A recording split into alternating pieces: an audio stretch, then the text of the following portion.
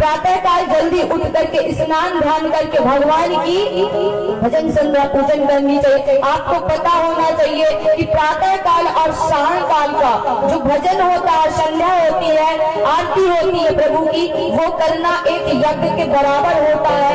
मनुष्य को प्रातः और सायं काल भगवान की भजन संध्या आरती जरूर करनी चाहिए।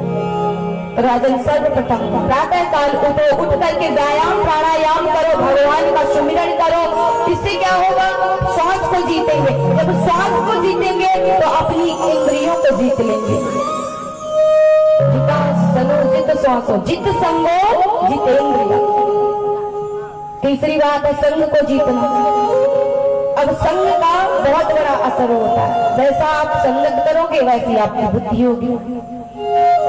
इसलिए कहते हैं ना कि पंगत में शुद्ध आहार न हो, संगत में शुद्ध व्यवहार न हो तो छोड़ देने में ही भलाई होती है। जिस प्रकार का संग रखेंगे, चोर डाकुओं का संग रखेंगे, वही प्रवृत्ति आएगी। ज्ञानी विद्वानों का, अच्छे लोगों का, सत्संगियों का संग रखेंगे तो अच्छी बुद्धि आएगी। एक बार अर्जुन जी ने कृष्ण से कहा कि महाराज, जब मृत्यु सभी की होनी है तो हम सत्संग क्यों करते हैं? हम सत्संग क्यों करते हैं? क्योंकि देखिए, जो सत्संग नहीं करता, कथा में नहीं आता, उसकी भी मृत्यु वैसी ही होगी और हमारी भी वैसी होगी। तो महाराज फिर हम सत्संग क्यों करें? तो कृष्ण ने समझाया कि देखो अर्जुन, जो बिल्ली होती है वो जब चूहे को पकड़ती है तो ऐसे पकड़ती है कि चूहा उसका आहार बन जाता है। और वही बिल्ली उसी मुख से अपने बच्चे को पकड़ती है तो कैसे पकड़ती है? सुरक्षित पकड़ती है ताकि इसे कोई कष्ट ना हो। तो मुख भी वही है, दांत भी वही है, लेकिन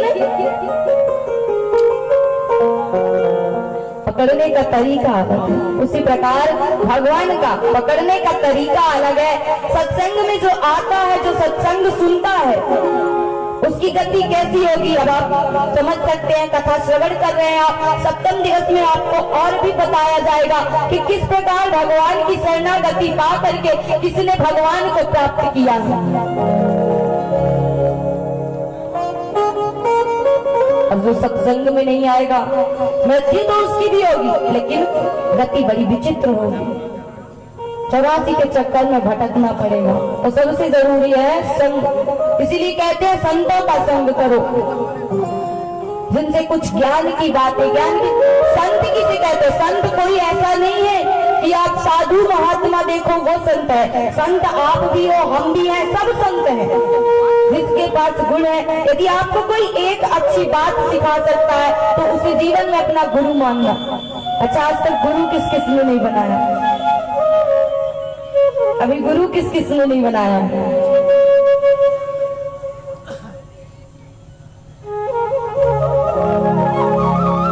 हाथ उठाएंगे जिनके गुरु नहीं है।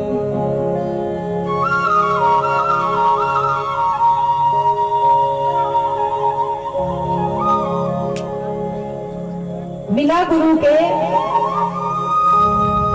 गुरु दीक्षा लिए बिना कोई भी कार्य नहीं करना चाहिए। शास्त्रों में लिखा है कि उसका कोई फल नहीं मिलता। क्योंकि कहते ना कि यदि आप गुरु के बिना, गुरु दीक्षा के बिना माला भी फेरते हो तो वो व्यर्थ होती है। गुरु बिन माला फेरते, गुरु बिन देते दान, गुरु बिन दोनों निष्फल है, पूछो वेद पुराण। तो पुराणों में, वेदों में कहा गया है कि गुरु होना अति आवश्यक, और गुरु ही हमें सच्चे संग का, सत्संग का मार्गदर्शन दे सकते हैं। तो तीसरी बात है संग। चौथी बात है इंद्रियों को जीतना।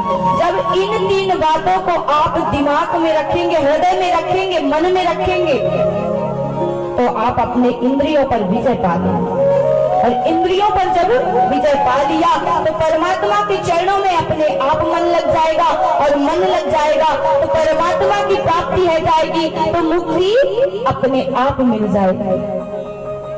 लेकिन महाराज आज समाज में ऐसा नहीं है। सुखदेव जी महाराज कहते कि राजन आज समाज की स्थिति कैसी है, कलयुग में स्थिति कैसी है कि व्यक्ति आज जिंदगी कैसी जी रहा है। सभी डोरा होश खरे अर्थात स्वान कुत्ते की तरह चार ऐसे जानवर हैं, उनकी तरह जिंदगी जी रहा है इंसान। कलयुग में ऐसी जिंदगी जी रहा है। सुखदेव जी महाराज ने स्वयं कहा कि पहला स्वान कुत्ते की तरह जिंदगी हो गई, यहाँ से मारो वहां घूम रहे हैं। चार बच्चे हैं, बहुएं हैं, बेटियां हैं, कभी इस दर भटक रहा है, कभी उस दर भटक रहा है, लेकिन अभी भी माया में फंसा है, मोह में फंसा है, अभी आंखें नहीं खुली हैं। ये बेटा नहीं देगा, वो बेटा देगा, किसी में फंसा हुआ।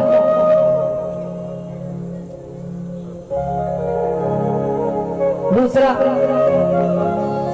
वरा अर्थात जो सुअर होते हैं उनकी तरह बताया, नीच से नीच बताया है इंसान को कलयुग में कि किस प्रकार अपनी जिंदगी को जी रहे हैं। सुअर जो होता है वो कैसा होता है, उसे आप कितना भी महल दे दो, बड़ा सुंदर सा स्वर्ण महल दे दो, लेकिन वो जाएगा कीचड़ में, क्योंकि उसकी आदत होती है।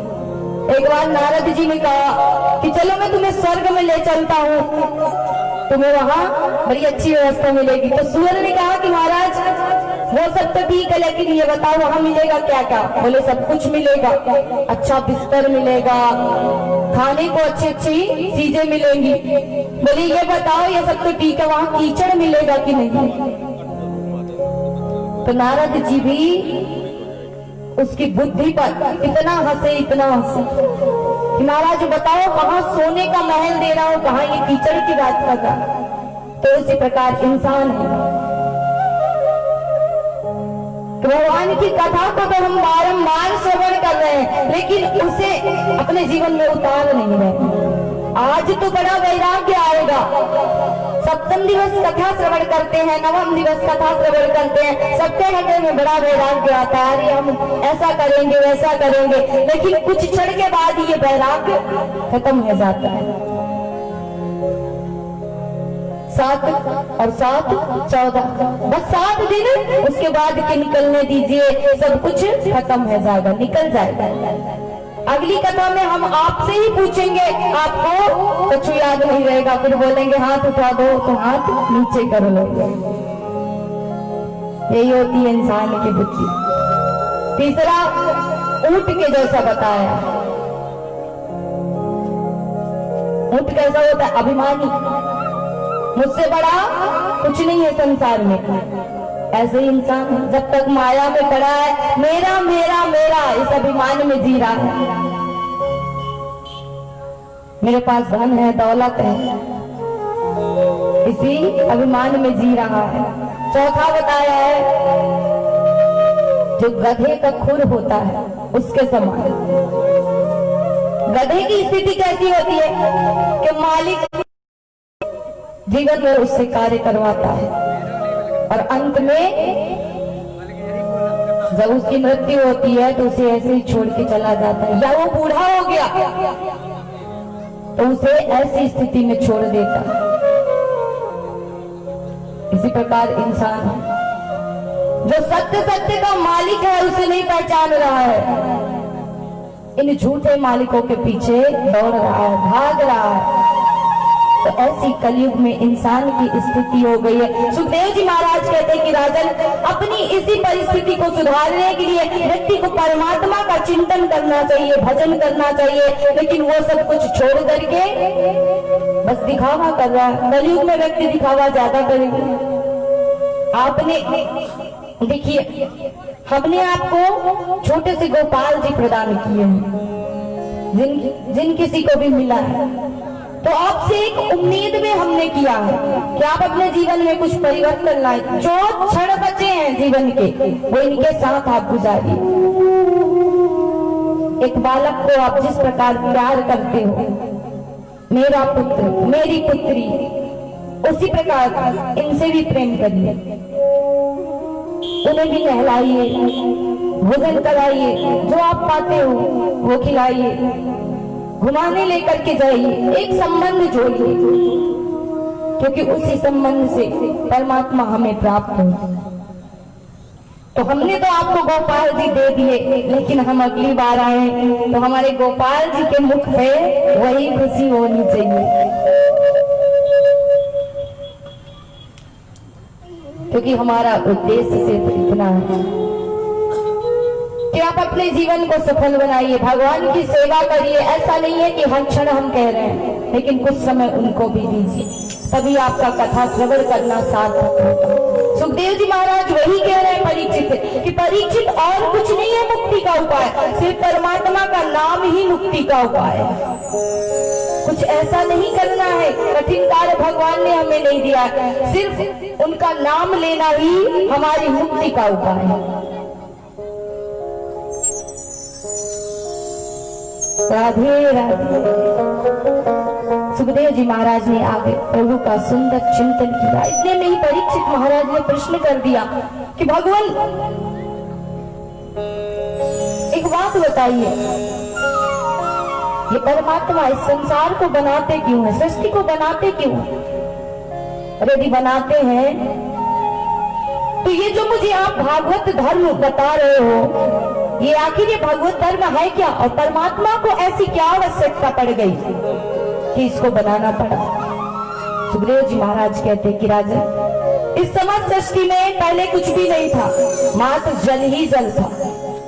उस जल से एक छोटा सा पुंज निकला, उसी में वो परम ब्रह्म निवास करता था। और उसके मन में ये भाव आया कि मैं एक हूं तो अनेक है जाऊं। उसने सुंदर जल में अपना आयन बनाया, नाम पड़ गया नारायण। नार को संस्कृत में जल कहते हैं, और आयन अर्थात उनका निवास, इसलिए नाम पड़ गया नारायण। और नारायण प्रभु ने सोचा कि मैं एक हूं तो एक से अनेक है जाऊं। तो उन्होंने अपने नाभि कमल से ब्रह्मा जी की उत्पत्ति। अब ब्रह्मा जी की उत्पत्ति तो है गई, लेकिन ब्रह्मा जी को अब ये पता नहीं कि हम आए कहां से। बेचारे बड़े परेशान हैं, कभी अंदर जाए कभी बाहर आए। उस कमल के कभी अंदर जा रहे हैं कभी बाहर आ रहे हैं, उन्हें ये पता नहीं हम आए कहां से। तभी उन्हें दो शब्द सुनाई दिए, ता और पा, अर्थात तप करो तो पता चलेगा कि तुम कहां से आए। ब्रह्मा जी ने कई वर्षों तक तपस्या की, भगवान ने प्रकट होकर के दर्शन दिया। जैसे ही परम ब्रह्म ने दर्शन दिया तो विधाता ने उन्हें प्रणाम किया। परम ब्रह्म ने बताया कि मैं ही इस सृष्टि का पालक हूं। ब्रह्मा जी कहते हैं कि महाराज आज मैं धन्य हो गया आपके दर्शन करके, लेकिन आप बताइए तो आगे मुझे कार्य क्या करना है। परम ब्रह्म ने बताया, नारायण प्रभु ने बताया कि जाइए और जाकर के सृष्टि का विस्तार करिए। विधाता कहते हैं कि महाराज आप मुझे इतना बड़ा पद दे रहे हो, कहीं मुझमें अभिमान आ गया तो?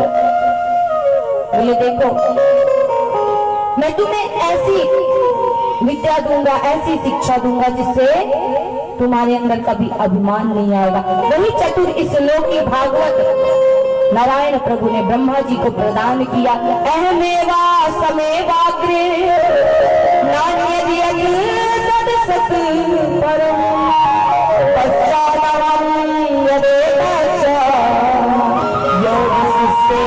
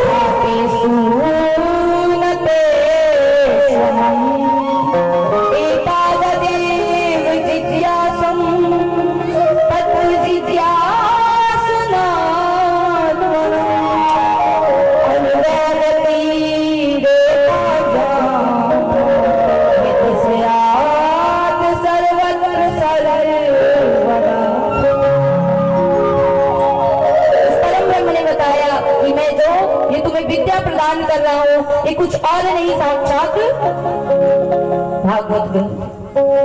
जाओ और इसे जाकर के जन जन में प्रसारित करो, सृष्टि की रचना करो। अब इतने में ही सुखदेव जी महाराज ने प्रश्न कर दिया कि अच्छा राजन ये बताओ, तुमने तो प्रश्न किया, मैंने उत्तर दिया, अब ये बताओ कि भगवान सबसे पहले मिलते किसको? भगवान पहले किसको मिलते हैं? पता है किसको मिलते हैं? अभी हमने बताया आपको कि किसको मिलते हैं। भगवान दिखावे को तो देखते नहीं। एक बार क्या होता है, एक संत भगवान का भजन करते हुए कुएं में लटके हुए थे। जंजीर से उन्होंने अपने पैर को बांध रखा था और कुएं में उल्टे लटक के भगवान का भजन करते थे। जितने गांव के लोग थे, आसपास के लोग थे, उनको देखने के लिए आते थे।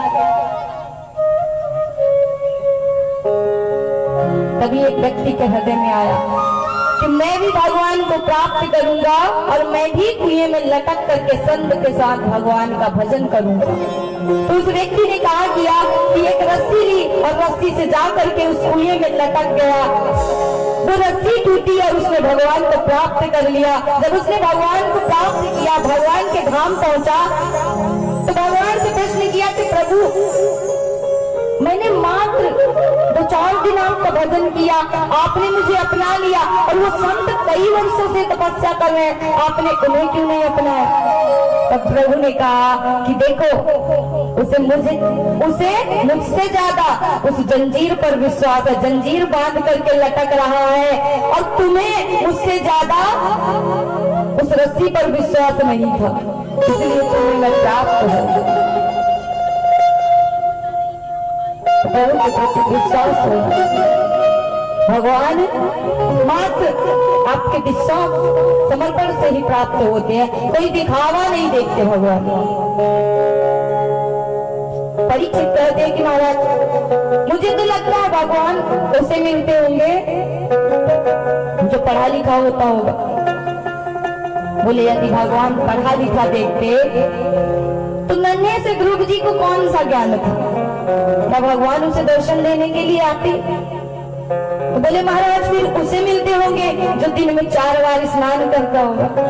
बोले यदि उसे भी मिलते तो राम जी ने कौन भीलों को गले से लगाया होता? वो तो जाड़े के 4 मास नहाते ही नहीं है। तो बोले महाराज फिर तो भगवान ऊंचा कुल देखते होंगे कि कौन ऊंचे कुल में जन्मा। तो कहते शिवरी ने कहा पर वेद पढ़े, गोपी कब गई पाठशाला, ने कहा पर मंत्र पढ़े, चंदन घिसदा। भगवान विरागी देखते, ऊंचा नीचा देखते, तो क्या विदुर जी को प्राप्त होते? विदुर जी तो दासी के पुत्र थे।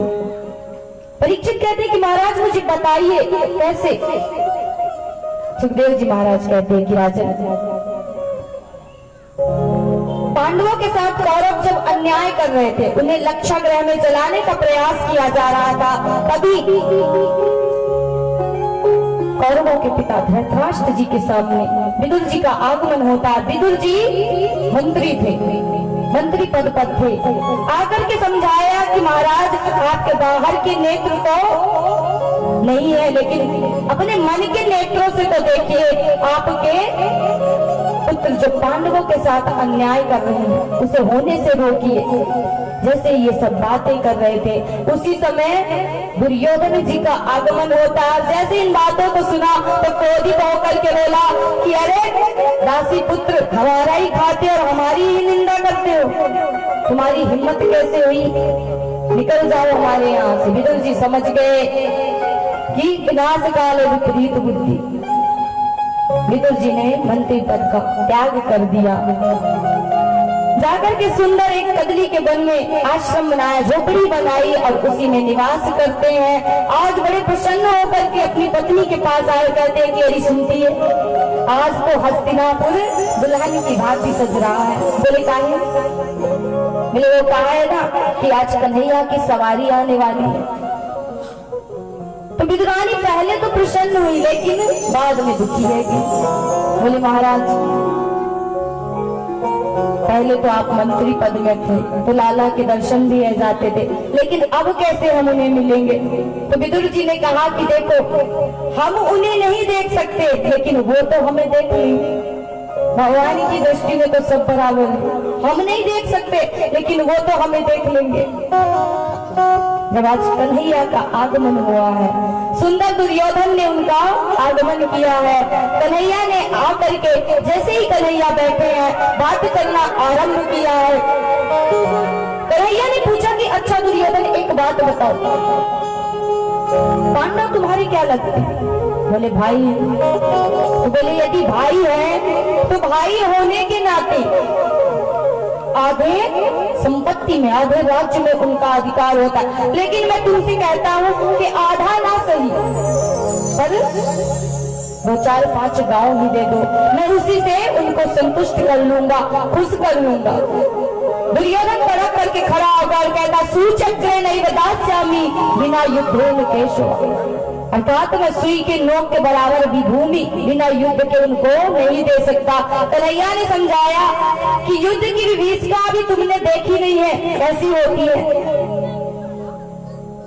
कई घर बर्बाद हो जाएंगे, उजड़ जाएंगे, बच्चे अनाथ रह जाएंगे, और एक शांति दूत के साथ कैसा व्यवहार करते हैं इसका भी तुम्हें जरा भी सहूर नहीं है। दुर्योधन ने क्षमा मांगी। कन्हैया से कहते कि लाला ये सब जाने तो, ये राजपाट की बातें तो होती रहेंगी, आज चलो हमारी माता ने तुम्हारे लिए सुंदर सुंदर पकवान बनाए, 56 भोग बनाए। कन्हैया ने कहा कि देखो दुर्योधन बात ऐसी है कि भोजन की भी 2 स्थिति होती है, भोजन करने वाले को भूख होना चाहिए और कराने वाले को प्रेम का भूख होना चाहिए, और ये दोनों ही परिस्थितियां यहाँ पर बिल्कुल विपरीत है। तो ऐसे में भोजन का तो प्रसंग बनता नहीं है, और हमारा तो आज का भोजन विदुर जी के यहाँ। बोले अच्छा मैं भी देखूं कि विदुर आपको क्या खिलाता है। बोले इसकी हमें चिंता नहीं है, बुलाया है तो कुछ भी खिलाए, हमें कुछ नहीं लेना। कन्हैया वहां से सीधे जाते हैं, विदुर जी बाजार गए हुए हैं, विदुरानी अंदर स्नान कर रही थी। कन्हैया ने जाकर के साकर खटखटाया है, और जैसे ही विदुरानी ने कन्हैया की आवाज सुनी है तो दौड़ करके जैसे ही परिस्थिति में जैसी स्थिति में है कन्हैया की आवाजों को सुन करके दौड़ करके आई है, और जब द्वार खोला है तो कन्हैया समझ गए कि काकी जी की स्थिति कैसी हो रही है। अपने तन से उस दुपट्टे को निकाल करके विदुरानी को दिया है। उसी परिस्थिति में विदुरानी कन्हैया को अंदर लेकर के जाती है, कन्हैया को लेकर के आई, लेकिन ये समझ में नहीं आ रहा, ऐसे भाव विह्वल हो रही हैं कि ये समझ में नहीं आ रहा कहां पर बिठाऊं, कैसे बिठाऊं, क्या करूं क्या ना करूं, अब तो कुछ समझ में नहीं आ रहा। तो कहा किया कि एक पटा रखा हुआ था उसको ही उठा लाई, और उठा करके लाई। पटा उल्टा है सीधा है, भाव में ये भी नहीं दिखा, उल्टे पट्टे पर बैठा दिया। कन्हैया मुस्कुरा रहे हैं क्योंकि कन्हैया को समझ गए कि काकी दो भाव बेबल हो चुकी। कन्हैया कहते हैं कि काकी बड़ी जोर की भूख लगी है। कहती लाला अभी कुछ व्यवस्था करके दौड़ी दौड़ी गई और कदली के बन से केले तोड़ करके ले आई। केले लाई, सामने पत्तल बिछाया है, अब केले किस पद्धति से खिला रही है कि छिलके रखी जा रही पत्थर में, और जो फल है उसको निकाल के बाहर फेंकती जा रही है। कन्हैया बड़े भाव से, भाव में आकर के नेत्रों को बंद कर रखा है और उस छिलके का ही पान करते जा रहे हैं।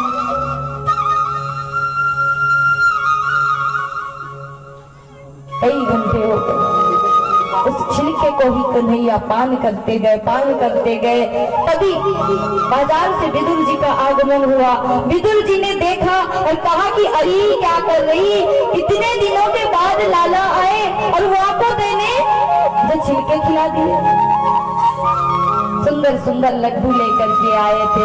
जैसे ही कन्हैया को खिलाने लगे तो कन्हैया ने हाथों को पकड़ लिया और कहा कि बुरा ना माने तो एक बात कहूँ काका जी, जो स्वाद गाय लड्डू में ना है गाय स्वाद आपके उस छिलके में थे। कहते ना कि भाव का भूखा हूं भाव ही के साथ से भजता मुझे भाव से मेरा आप क्या खिला रहे हो ये नहीं देखते। ये तो संसार ने नियम बना लिया है कि अलमारी में बिठा दिया और चाट चिनौजी खिला दिए, बताई गई पूजा। लेकिन ऐसा नहीं है, आप भोजन करो, स्वयं थाली में बैठाओ उनको भी आपके साथ। अगर आज नहीं पर हम कहते हैं कि एक ना एक दिन भगवान को आना पड़ेगा। आपने कर्माबाई की कथा भी सुनी होगी। भगवान ने जिन्होंने बिना नहाए थे, उनके पिताजी बाहर चले गए थे, ठाकुर जी की सेवा करते थे। एक दिन किसी काम से बाहर चले गए थे, जब लौट करके आए तो उन्होंने क्या देखा कि भगवान स्वयं भोग लगा रहे हैं। क्योंकि वो कह के गए थे अपनी बिटिया से कि बिटिया हम जा रहे हैं लेकिन आप ठाकुर जी का ख्याल रखना। अब बाबा तो चले गए, बिटिया ने कैसे ख्याल रखा कि सुबह उठी बिना नहाए धोए बिना नाखून किए ब्रश किए एक परात में खिचड़ी बना करके ले आई और गोपाल जी के सामने रख दिया। अब सोचती है कि रख दिया, गोपाल जी आकर के खा लेंगे, अब मैं काम कर लेती हूँ। काम करने लगी, कुछ समय के बाद आकर के देखा तो भोग वैसा का वैसा लगा। अब उन्हें क्या पता कि भोग कैसा लगता है। लड़की है, वो सोच रही है कि भगवान प्रतिदिन आके खाते होंगे। तो उसने कहा कि यदि भगवान ने नहीं खाया तो पिताजी से तो डांट पड़ेगी। तो क्या सोचती है कि शायद घी की मात्रा कम हो गई है, इसलिए गुस्सा है और डाल देती हूँ।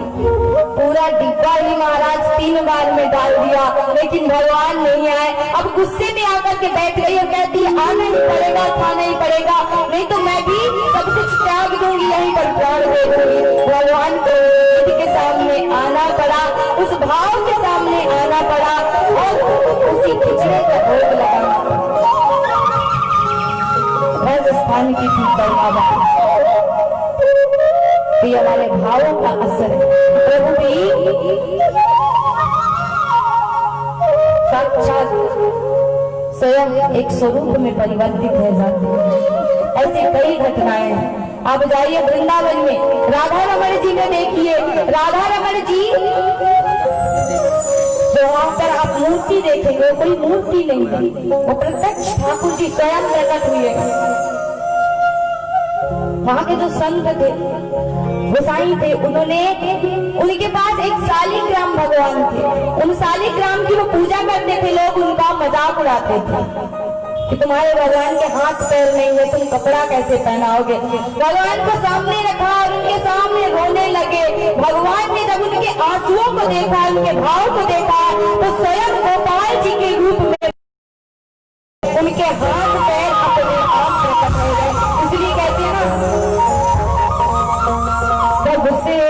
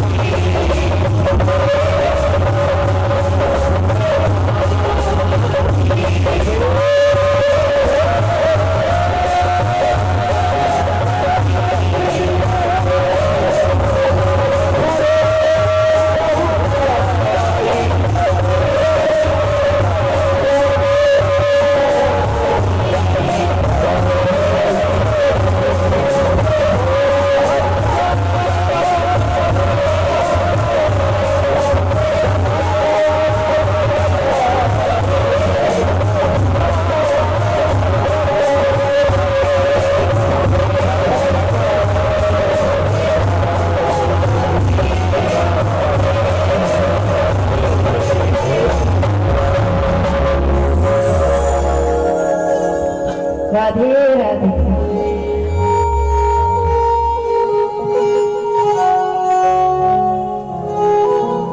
तो भगवान भाव के यही बता रहे हैं सुखदेव जी महाराज महाराज, यदि भगवान बिरादरी देखते, कुल देखते, तो विदुर जी कौन से बड़े कुल के थे, दासी के पुत्र, नीचे कुल में जन्मे, फिर भी भगवान ने उनके घर केले के छिलके का भोग लगाया।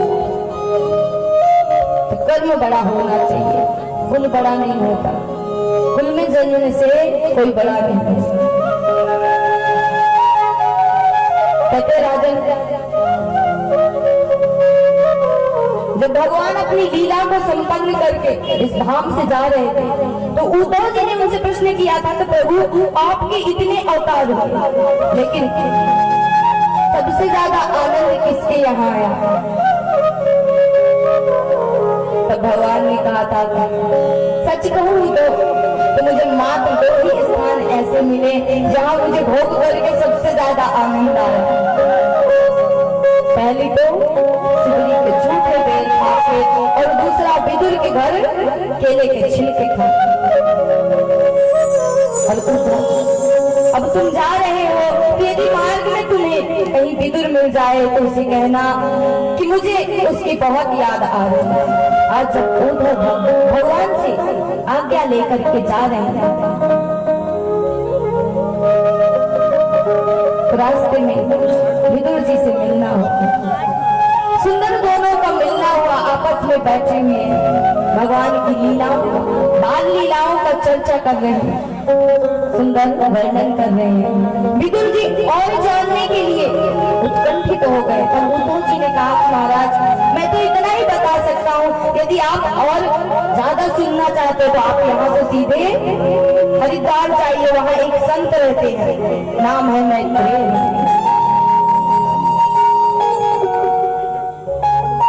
ये मैत्रेय मुनि जी क्या थे, कौन थे? तो यदि आप इनके पहले की पिछले जन्मों का वर्णन सुनेंगे तो ये एक छोटे से कीड़े थे, और छोटे से कीड़े से ये परम संत बने, भगवान के भक्त बने। ऐसी थी इनकी कहानी। मात्र व्यास जी के उस आशीर्वाद से ही ये कीड़े से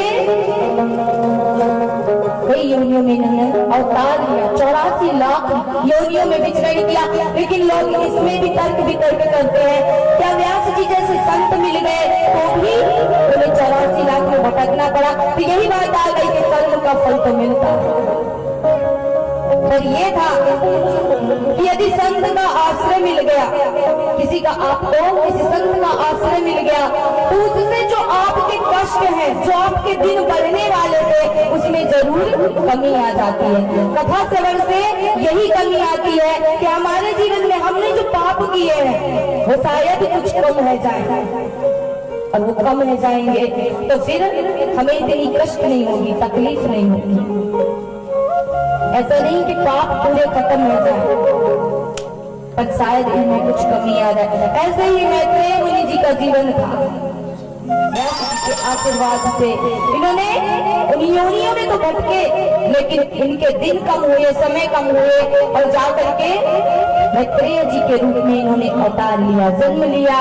आज विदुर जी वहीं पर जा रहे हैं, सुंदर हरिद्वार में सरस्वती नदी जी के किनारे मैत्रेय जी का आश्रम में विदुर जी का आगमन हुआ, दोनों का मिलन हुआ। एक संत दूसरे संत से मिला,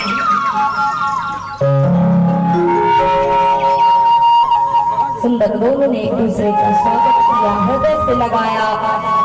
विदुर जी कहते हैं कि महाराज मैं आपका समय व्यर्थ नहीं करूंगा, मात्र मेरे 2 प्रश्न कि भगवान इस संसार को बनाते क्यों हैं, और यदि संसार को बनाते हैं तो संसार में कोई सुखी और कोई दुखी क्यों है? मैत्रेय जी ने कहा कि देखो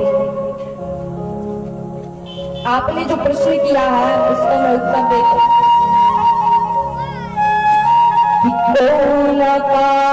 सुख दुख करी लाता, किसी जैसे साया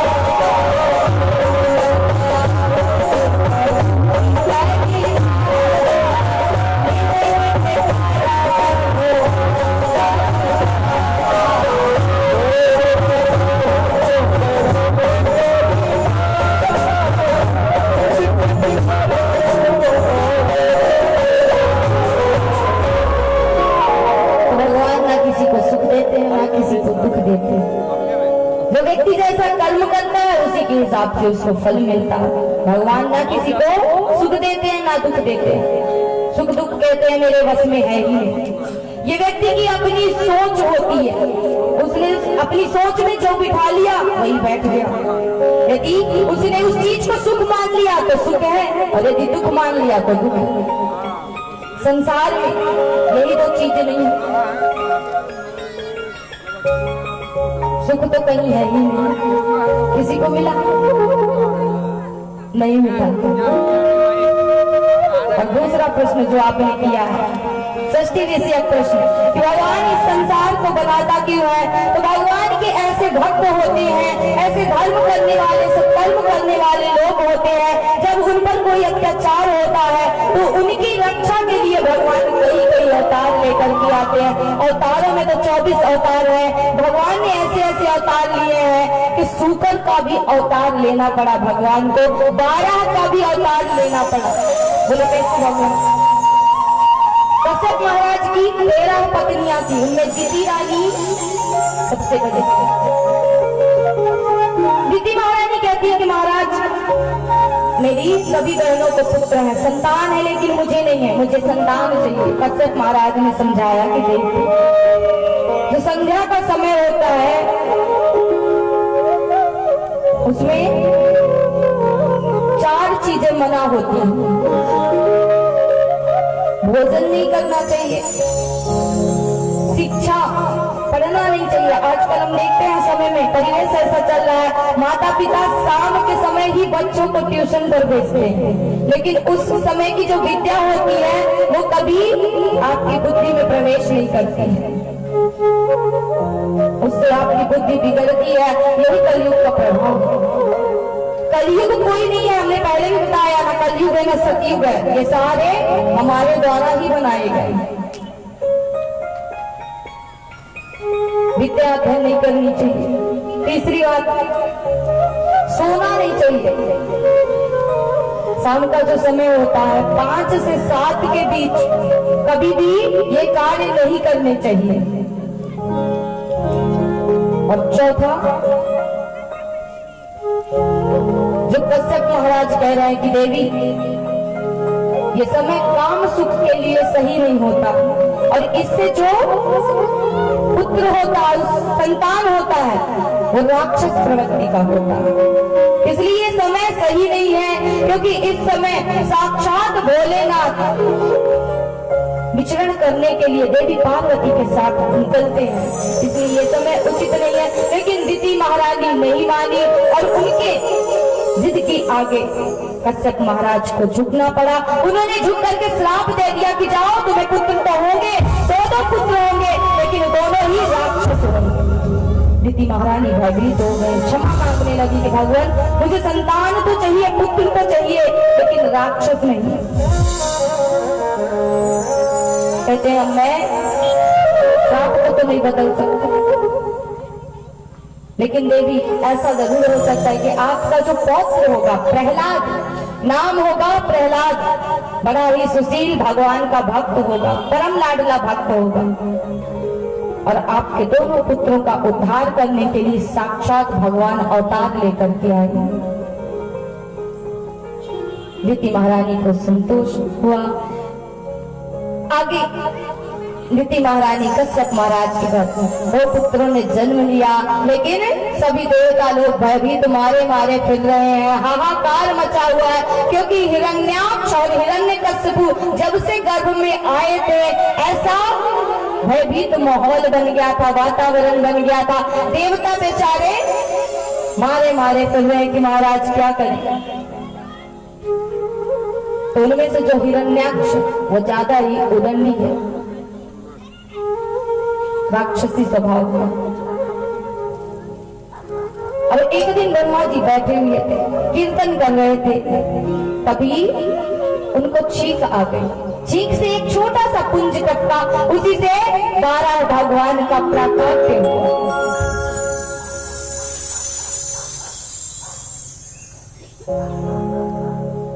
अब समस्या ये आई कि 12 भगवान भी आ गए, हिरण्याक्ष भी है, लेकिन अभी सृष्टि की रचना नहीं हुई है, सृष्टि का आरंभ नहीं हुआ। सृष्टि का आरंभ कैसे हो?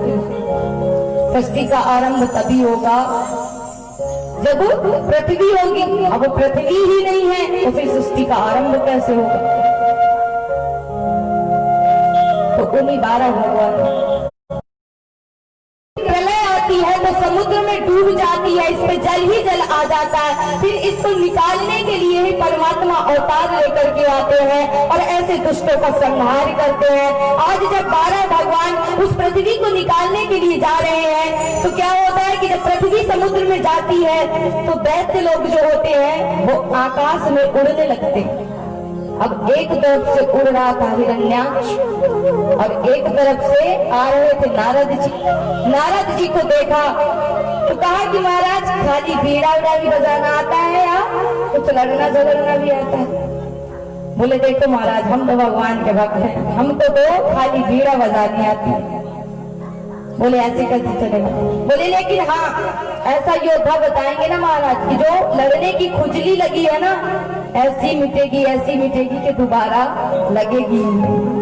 सीधे जाओ और जाओ उस समुद्र से पृथ्वी को लेकर के एक 12 अर्थात छोटा सा सूकर निकल करके आ रहा है। ऐसा लड़ोगे कि दोबारा कभी खुजली ना होगी। वही हिरण्याक्ष जी आए और आकर के 12 भगवान को छेड़ने लगे। 12 भगवान ने उसको पकड़ा और अपनी गदा से उसके ऊपर ऐसा प्रहार किया, उसका उद्धार हो गया, पृथ्वी को लाया गया, उसकी स्थापना की गई। ब्रह्मा जी के जितने पुत्र थे 4 पुत्र थे, मानस पुत्र सनत, सनंदन, सनत कुमार और सनातन जी। चारों भाई विरक्त हो गए, बचपन में ही संन्यास ले लिया। आगे ब्रह्मा जी के 10 पुत्र मारीची, अत्रि, अंगिरा, पुलस्त, पुलह, क्रतु, भृगु, दक्ष, वशिष्ठ और नारद जी। एक और पुत्र हुए, छाया से प्रकट हुए कर्दम भगवान। कर्दम भगवान को कहा कि जाओ और जा करके सृष्टि की रचना करो। उन्होंने भी मना कर दिया कि भगवान ये मोह माया में नहीं फंसना है, बंधन में नहीं फंसना, हम तो जाएंगे भगवान का नाम जपेंगे।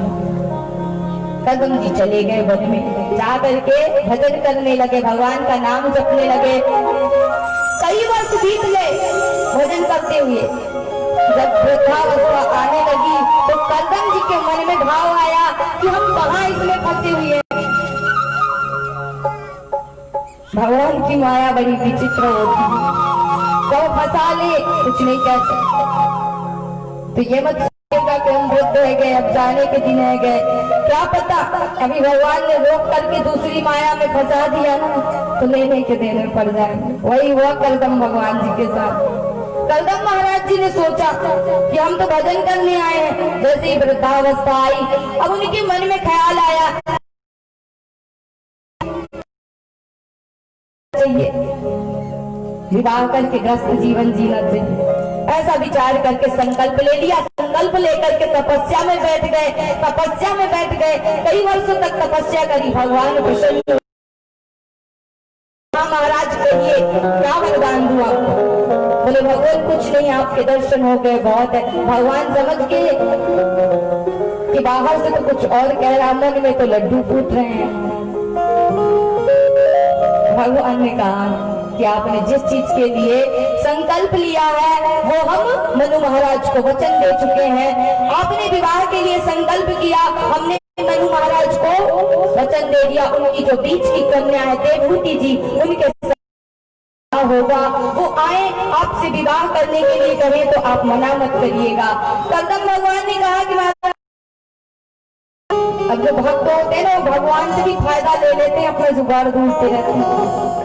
कब मौका मिले तो अपना जुगाड़ लगा ले, भगवान को भी फंसा लेते हैं, मौका ढूंढते। कर्दम भगवान वही कर रहे हैं। बोले देखिए हम विवाह तो करेंगे लेकिन एक शर्त पर, आपको स्वयं हमारे घर पुत्र बन करके आना पड़ेगा। भगवान ने आशीर्वाद दिया, दे करके चले गए। कर्दम जी का विवाह हुआ देवहूति जी के साथ। देवहूति जी को लेकर के कर्दम जी जब अपनी झोपड़ी में आए और कहा देवी आप इसे अपने अनुसार जैसा हो वैसा सवारिए सजाइए, हम भगवान की साधना करके आते हैं, भक्ति करके आते हैं। जैसे ही समाधि में बैठे तो कर्दम महाराज की 40 वर्ष तक समाधि लग गई और वो वहां से उठे ही नहीं। राधे राधे राधे।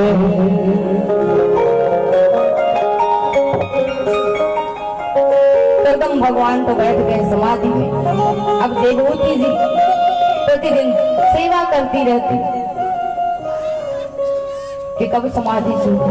जब 40 वर्षों के बाद कर्दम भगवान की समाधि खुली तो देखा सामने एक वृद्ध महिला बैठी हुई है। उनसे पूछा कि देवी आप कौन हो? तो उन्होंने बताया कि याद करिए भगवान आज से 40 वर्ष पूर्व 40 वर्ष पहले आपके यहाँ स्वयंभू मनु नाम के राजा आए थे। उनकी बीच की जो पुत्री थी देवहूति, उनके साथ आपका विवाह संपन्न हुआ था। हम वही देवहूति हैं। कर्दम भगवान के नेत्र सजल हो गए कि देवी आज तक आप मेरी सेवा करती रही, यहीं पर बैठी रह गई, आप अपने पिताजी के घर क्यों नहीं गई? देवहूति जी ने कहा कि देखिए महाराज, जब किसी स्त्री का विवाह है जाता है, लड़की का विवाह है गया, उसके लिए उसके माता पिता का घर पराया है जाता है और पति का ही घर अपना होता है। इसलिए मैं जिस परिस्थिति में रहूं, मेरी जो संस्कार है, संस्कृति है, यही कहती है कि मुझे पति के साथ ही रहना है। कर्दम भगवान बड़े प्रसन्न हुए और सामने उन्होंने एक सरोवर में 9 मंजिला महल खड़ा कर दिया और कहा देवी मैं आपसे बहुत प्रसन्न हूँ। अपने साथ हाथ पकड़ करके जैसे ही उस सरोवर में डुबकी लगाई है तो कर्दम भगवान है गए 20 वर्ष से और देवहूति जी हो गई 16 वर्ष। चारों तरफ दास दास यहाँ ऐसा सुंदर सौभाग्य देवहूति जी का। दोनों ने गृहस्थ जीवन में प्रवेश किया, लेकिन कहते हैं ना कि बुद्धि कितनी भी लगाओ लेकिन जो भगवान को मंजूर होता है वही होता है। अब मांगा तो पुत्र था लेकिन है गई 9 कन्याएं। कर्दम जी बेचारे कहते हैं कि प्रभु कहाँ फंसा दिया, मांगा तो हमने आपको था, आपने तो कन्याएं भेज दी, देवियां भेज दी।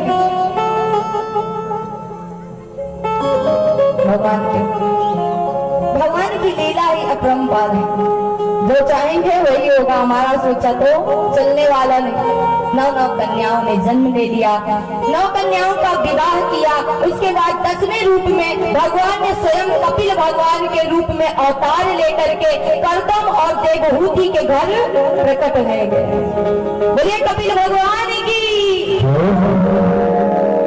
सुंदर कपिल जी का स्वरूप ऐसा सुंदर, छोटे से बालक ऐसा सुंदर स्वरूप है। कर्दम जी ने उनकी छवि को देखी और देख करके उनकी छवि को अपने हृदय में बिठाया है और सीधे वन की ओर चले गए तपस्या करने के लिए। आज माता देवहूति ने सुंदर सी व्यास गद्दी बनाई है। नन्हे से कपिल भगवान को स्नान कराया, स्नान करा के सुंदर वस्त्र धारण कराए, सुंदर सी सजावट की है, आभूषणों से सजाया है, सुंदर सा तिलक लगाया और बैठाया है उस आसन पे। कपिल भगवान देखकर कहते हैं कि मैया ये कहाँ कर रही हो आप, मुझे ये क्या कर रही हो? मैया ने कहा कि लाला मुझे तो जो बहुत पहले करना चाहिए था वो मैं आज कर रही हूँ। मेरे मन में कुछ प्रश्न है वो मैं आपसे पूछना चाहती हूँ। यहीं से आरंभ होता है कपिल देवहूति संवाद। निर्विन्ना नितराम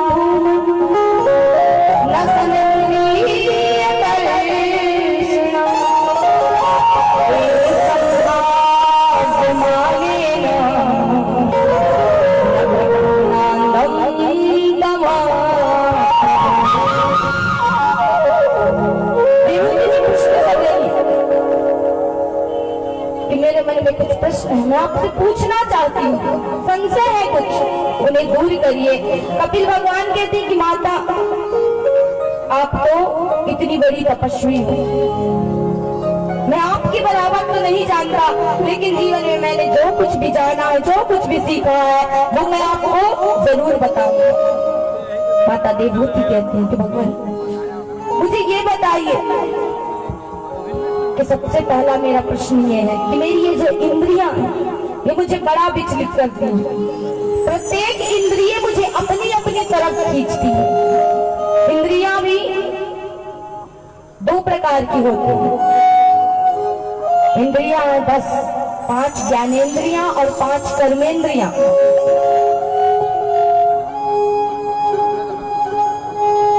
और इनके प्रकार हैं 2, सद इंद्री और असद इंद्री। सद अर्थात जो हमें सतमार्ग पर ले जाती है, हमारे मन को भटकाती नहीं है। असद अर्थात जो हमें कुमार्ग पर ले जाती है, जो हमसे गलत कार्य करवाती है। तो महाराज ये मेरी जो इंद्रियां हैं, प्रत्येक इंद्रिय मुझे अपनी ओर खींचती है, तो इन्हें मैं कैसे, इन पर काबू पाऊं, इनको कैसे बांधूं, आप मुझे बताइए। और दूसरा प्रश्न मेरा ये है कि बंधन किसका होता है? मन का होता है, शरीर का होता है, आत्मा का होता है, किसका होता है ये बंधन? कपिल भगवान कहते हैं कि माता, आपने मुझसे जो प्रश्न किया है कि इंद्रियों को हम बस में कैसे करें, तो उसका एक ही तरीका है, संयम। संयम करें, हर चीज में संयम करें। संयम के द्वारा, सत्संग के द्वारा आप अपनी इंद्रियों को बस में कर सकती हैं। लेकिन ये कार्य भी लोगों को कठिन लगता है, तो आप ये भी मत करो, इसका दूसरा रास्ता भी है। यदि इसके बाद भी आपको इंद्रियां विचलित कर रही हैं, आपका मन भटक रहा है, तो ऐसा करो कि आपकी जो इंद्रियां हैं आपको मजबूर कर रही है जिस कार्य के लिए, उस कार्य को आप सीधे ना करके टेढ़े रास्ते पे कर दो, अर्थात परमात्मा की तरफ मुख कर दो। जिस तरफ आपको ले जा रही है करो आप वही कार्य, लेकिन उसको परमात्मा को समर्पित कर दो। यदि नेत्र कहते हैं कि सुंदर सुंदर चित्र देखो, सुंदर सुंदर फिल्में देखो, तो भगवान के देखो, भगवान के सुंदर चित्र को देखो, तस्वीर को देखो। बस आपको भाव बदलना है। इंद्रियां आपकी जो कह रही हैं उसको आप उसी अनुसार ले जाइए, मात्र उसका भाव बदलना है आपको। मार्ग वही होगा, लेकिन चलना किस प्रकार है ये आपको समझना है। यदि नेत्र कह रहे हैं कि सुंदर दृश्य देखो, तो भगवान के देखिए। यदि कान कह रहे हैं कि सुंदर संगीत सुनो, तो भगवान के सुन लीजिए। वो संगीत का मोड़ ही भगवान की तरफ कर दीजिए।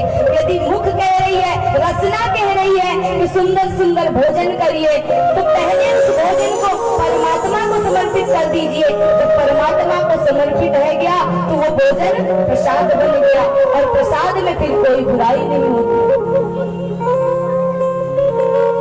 यदि आपका शरीर कहता है तो सुंदर सुंदर वस्त्र पहनो, तो वस्त्र को आप प्रभु को समर्पित कर दो, उसके बाद उसमें कोई बुराई नहीं रह जाएगी। घर में जो भी चीज लाएं वो पहले भगवान को समर्पित करें, उसके बाद स्वयं ग्रहण करें। इससे आपकी इंद्रियां विचलित नहीं होंगी। और दूसरी बात जो आपने मुझसे पूछी कि बंधन किसका होता है, तो मैं तो कहता हूँ माता, बंधन किसका होगा? शरीर का कभी बंधन हो सकता है? नहीं हो सकता।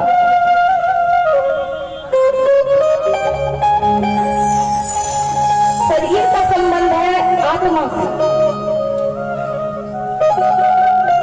आत्मा का संबंध है मन से। ये हमारा शरीर तो है, लेकिन इसका मालिक है आत्मा, हमारी अंतरात्मा। और इसका जो सैनिक है वो है हमारा मन। पर ये मन ही हमें विचलित करता है, यही हमें इन इंद्रियों में उलझाता है, और इसी के द्वारा हम कुमार्ग पर चले जाते हैं। इसलिए बंधन किसी का नहीं, आत्मा अजर है, अमर है।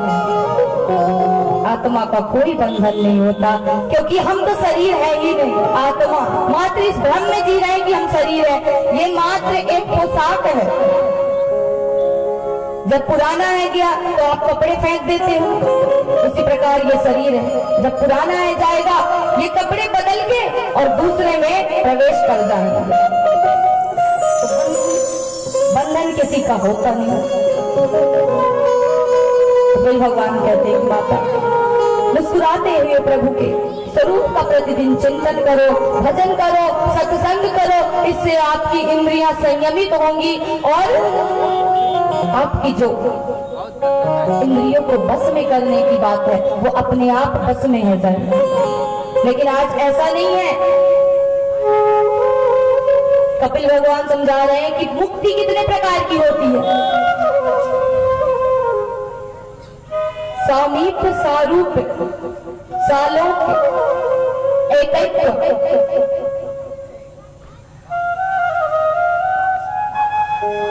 इन मुक्तियों को भी मैं भक्त को प्रदान करना चाहता हूँ, लेकिन वो इस माया में बंद करके उस मुक्ति को भी मुझसे नहीं लेना चाहता। मैं तो माता इतना प्रेम करता हूँ भक्त से कि मैं ये चारों प्रकार की मुक्ति प्रदान करना चाहता हूँ, लेकिन व्यक्ति लेना नहीं चाहता। इसलिए मैं बारंबार कहता हूँ कि इस माया में मत फंसो। मुस्कुराते हुए प्रभु के उस सुंदर स्वरूप का दर्शन करो, चित्रण करो, उनको देखो, मन अपने आप बस में है जाएगा। लेकिन आज ऐसा नहीं है। लोग अपने शरीर को हष्ट पुष्ट बनाने में लगे हुए हैं। मैं कितना सुंदर दिख सकूं, मैं कितना अच्छा दिख सकूं, मात्र इसी चीज में उलझे हुए। और इसके लिए लोग कई कई कुकर्म करते हैं और वही लोग फिर पुनः घूम फिर के नरक में जाते हैं। नरक से आकर के जब मात्र गर्भ में आते हैं तो उनको इतना कष्ट होता है, इतना कष्ट होता है। जब जीव एक दिन का होता है, अति सूक्ष्म होता है, 2 दिन का हुआ, थोड़ा बड़ा हुआ, 10 दिन होते होते और बड़ा हुआ, 1 महीने का हुआ तो उसके सिर का निर्माण होता है। जीव किस प्रकार बनता है उसका वर्णन करके बताया है कि नर्क और स्वर्ग कहीं नहीं है, ये मात्र मनुष्य के अपने कर्म और अपने सोच में है। जब जो जीव होता है वो 1 महीने का होता है, उसके सिर का निर्माण होता है। 3 महीने का होता है तो उसके संपूर्ण शरीर का निर्माण होता है। धीरे धीरे बड़ा होने लगता है। माता देवभूति कहती कि अच्छा हुआ मातृ गर्भ में है, उसे कोई तकलीफ नहीं है, चिंता नहीं है, कष्ट नहीं है। कपिल भगवान मुस्कुराए कहते माता कैसी बात करती, जितना कष्ट उस जीव को मातृ गर्भ में उतना शायद संसार में किसी को हो, क्योंकि नन्हा सा जीव है। माता यदि कुछ भी खाती पीती है उसको कष्ट होते हैं। छोटे छोटे कीटाणु उसके शरीर को नोचते रहते, चिल्लाता है, पुकारता है। 7वें महीने का होता है, भगवान की बारंबार स्तुति कर रहा है, पुकार रहा है, लेकिन परमात्मा कहते हैं कि अरे मूर्ख, तू जब तक गर्भ में होता है स्तुति करता है, बुलाता है, पुकारता है, लेकिन जैसे उस संसार में जाता है, इससे मुक्त होता है, वैसे ही तू सब कुछ भूल जाता है। बारंबार 9वां महीना आरंभ होता है, वो जीव भगवान की स्तुति करने लगता है, पुकारने लगता है कि प्रभु अब तो मुझे इस नरक से निकालो। भगवान कहते हैं कि तुम पहले तो गर्भ में तो बड़ी बड़ी बातें करते हो, संसार में आते ही फिर संसार में उलझ जाते हो। जीव संकल्प लेता है, भगवान को विश्वास दिलाता है कि मैं आपको नहीं भूलूंगा। 10वां महीना आरंभ होता है, प्रसव की वायु वेग आती है और वो गर्भ से इस धरा पर आ जाता है और आते ही सब कुछ भूल गए। वही माया ने फिर जकड़ लिया, वही मोह ने, वही बंधन ने फिर जकड़ लिया। तो माता कहती है कि अच्छा हुआ अब संसार में आ गया, अब सुखी रहेगा। तो कपिल भगवान कहते हैं कि माता ऐसा नहीं है, अभी तो अकेला भोग रहा था, अभी तो स्वयं को कष्ट था, अब पूरे समाज का कष्ट उसको ग्रसित करेगा, पूरी दुनिया का कष्ट उसको ग्रसित करेगा। मेरा भाई ऐसा, मेरी माँ ऐसी, मेरे पिता ऐसे, मेरा पुत्र ऐसा, मेरी पुत्री ऐसी, किसी न किसी से दुख बना हुआ। संसार में कोई सुखी है नहीं है। दीन कहे धनवान सुखी, धनवान कहे सुख, राजा को हारी।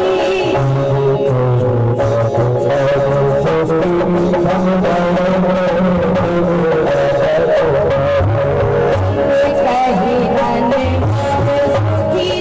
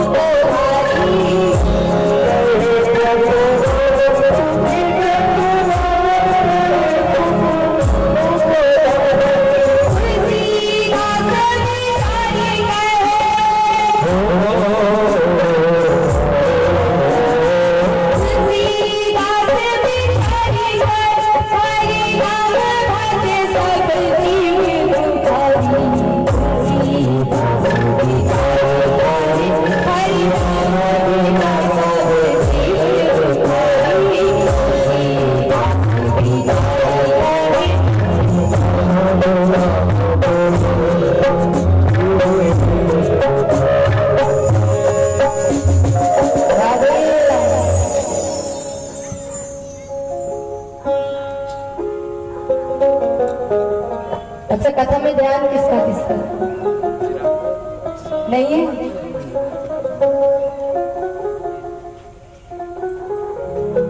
बहुत से लोग ऐसे बैठे रहते हैं कि बैठे तो यहाँ है पर ध्यान कहीं और, मन कहीं और। लेकिन कहते हैं ना, कथा श्रवण में ध्यान सबसे अति आवश्यक है। आप ध्यान नहीं दोगे फिर कुछ समझ में ना आए महाराज। फिर ना कहियो कि देवी जी कहाँ सुना करके चली गई, काऊ को पता नहीं चली, कचू पता नहीं चली। हम तो यही चाहते हैं कि जितनी सरल से सरल भाषा में आपको समझा सके उतना ही अच्छा, क्योंकि वेदों की भाषा बड़ी कठिन है। वो आपको बारंबार बताते रहते हैं। शास्त्र, वेद, ग्रंथ कोई भी हो, पुराण इतने आसान नहीं, इसलिए बारंबार समझाते रहते हैं कि जितनी सरल भाषा में हो सके उतना आपको समझा सके। तो कपिल भगवान वही समझा रहे हैं कि माता, संसार में कोई सुखी नहीं। सब एक दूसरे को समझ रहे हैं कि ये सुखी है, ये सुखी है, लेकिन कोई सुखी नहीं। साक्षात उस परम ब्रह्म को सुख नहीं है। इतने बड़े संसार का झमेला झेल रहे हैं। सोचिए, हम आप एक घर में इतना परेशान हो जाते हैं, वो ऐसे कई हजारों करोड़ों घर चला रहे हैं। फिर उनको तो कितनी बड़ी तकलीफ होगी, कितनों की समस्याओं को सुलझा रहे हैं, और हम एक छोटी सी परेशानी में दुखी रह जाते हैं, भगवान से शिकायत करने लगते हैं। एक बार एक महिला सत्संग में जाती है, माथे पर पट्टी बांध रखी थी, दर्द से करा रही थी। संत से जाकर के पूछा कि महाराज ऐसा कष्ट क्यों दिया? संत ने कहा, आपकी आयु